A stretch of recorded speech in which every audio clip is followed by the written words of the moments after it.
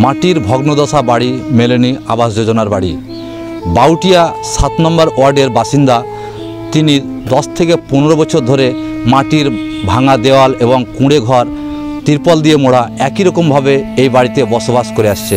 গ্রামের মেম্বারকে জানালে মেম্বার আশা দেয় বাড়ি হবে। আদৌ কি বাড়ি হবে সেই অপেক্ষায় এই গ্রামের এই বাসিন্দা।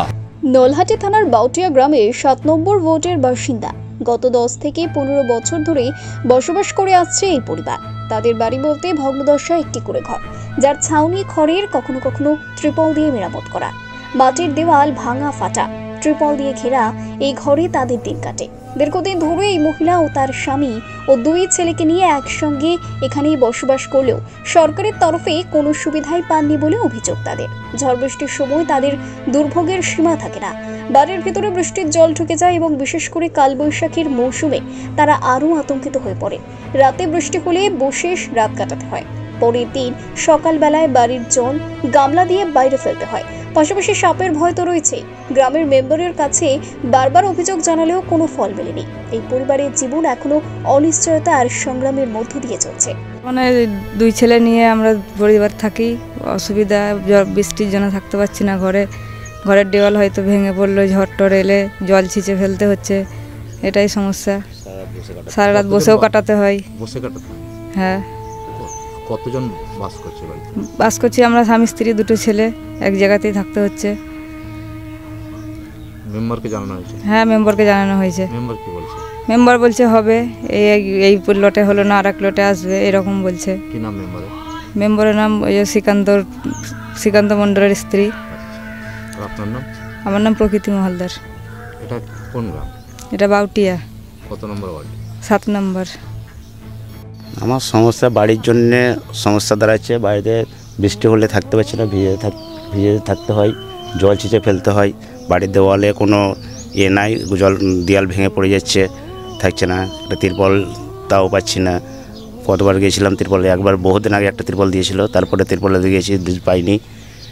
আর এটা বহুদিন ধরেই আছে, মোটামুটি 10-15 বছর হয়ে গেলে এই বাড়িটা আমার করা।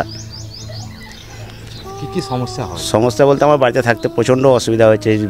ছোটো পাড়া ঘর, মানে ঘর ছাড়াতে পারছি না, কাজ পরিশ্রম করতে পারছি না, শরীর খারাপের জন্য আতঙ্কিত মনে হচ্ছে।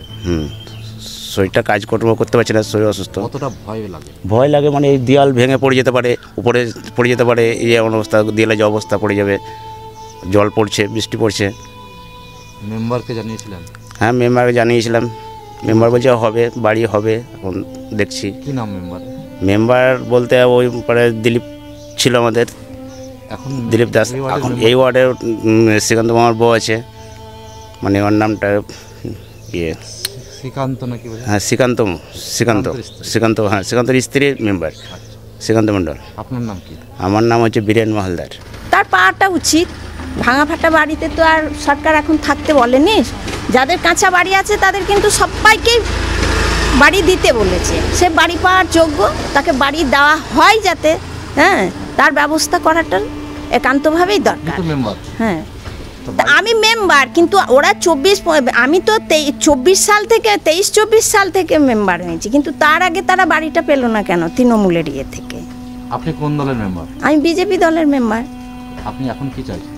ও যাতে বাড়ি পায়, যাদেরই কাঁচা বাড়ি আছে তারাই যাতে বাড়ি পায়।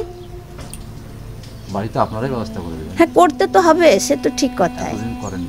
এতদিন আমি তো ছিলাম না, আমি তো বলছি যে তৃণমূলের লোকে করলো না তো কেন? তৃণমূলের মেম্বাররা সেই 23, মানে আমি তো 23-24 সাল থেকে যখন আমি মেম্বার হলাম, তার আগে তো ওদের অনেক বাড়ি এসছে, তাদের বাড়ি আসলো না কেন? কি নাম আপনার? আমার নাম কল্পনা মণ্ডল। বীরভূম থেকে মিজানুর রহমান, জাজবাত 24 বাংলা।